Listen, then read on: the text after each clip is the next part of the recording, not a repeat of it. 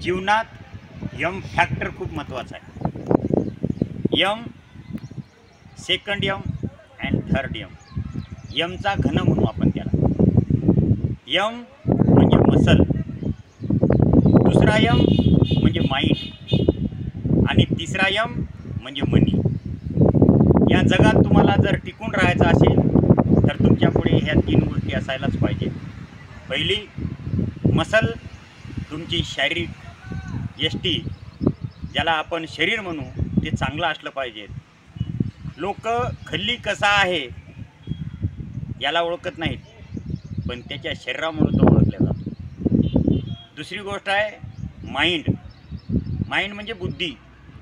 तुम्ही कसे दिसता याच्यावर काही प्रभाव पडत नाही, पण तुम्ही बुद्धिमत्तेने किती चांगले आहात, किती हुशार आहात, चाणक्य त्या बुद्धिमत्तेमुळे हुशार आणि ते ओळखले जातं। आणि तिसरं सर्वात महत्त्वाचं आहे, या जगात कुठलीही गोष्ट घ्यायची असेल, खरेदी करायची असेल, त्याला पैसा लागतो आणि लोक पैसा असेल तर ओळखतात, पैसा नसणाऱ्याला कमी ओळखतात।